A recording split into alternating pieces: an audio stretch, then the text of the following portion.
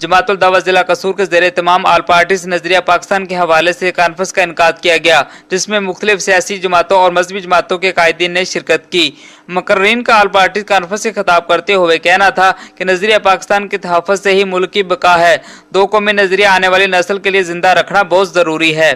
हमारा सबका इकट्ठे होकर बैठने का मकसद ये है कि हमने अपनी नौजवान नस्ल के अंदर, अपने बच्चों के अंदर दो कौमी नजरिए को उजागर करना है, ला इलाहा इल्लल्लाह के मकसद को उजागर करना है और उनको ये बतलाना है कि पाकिस्तान हासिल करने के लिए जो कुर्बानियाँ दी गई थी ला इलाहा इल्लल्लाह की बुनियाद पर, उसका मकसद ये है कि अगर पाकिस्तान के अंदर कानून चलेगा, हुक्मरानी चलेगी, इताअत चलेगी तो नबी करीम सल्लल्लाहु अलैहि वसल्लम। हाफिज सईद साहब ने क्या मोदी की बकरी चोरी की थी या अमरीकी शैतान का कोई नुकसान किया था तो उसको आज नजरबंद कर दिया गया है, या हमारे जो हुक्मरान है नाम निहाल इनका उसने लोहा चोरी किया था, उसका सिर्फ और सिर्फ कसूर तो यही था कि उसने नजरिया पाकिस्तान पे अमल करते हुए कौम को जगाया था।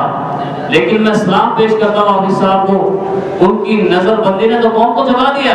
तहरीक आज़ादी जम्मू कश्मीर जिला कसूर के चेयरमैन अब्दुल गफ्फार मंसूर साहब का कहना था कि पाकिस्तान कलमा तजबा के नारे पर हासिल किया गया। इस कलमा तजबा की बालादस्ती के लिए तमाम कायदीन अपना किरदार अदा करें। भाइयों, ये एक बड़ी दर्दनाक दास्तान है कि कुर्बानियां पेश करने वाले 16 लाख मुसलमान कुर्बानियां पेश कर गए और आज कुछ लोग पाकिस्तान के अंदर बैठ के इस नजरिए को मसद कर रहे हैं और बकायदा वो कह रहे हैं कि नहीं, ये तो ला इलाहा इल्लल्लाह की बुनियाद पर मुल्क हासिल ही नहीं किया गया।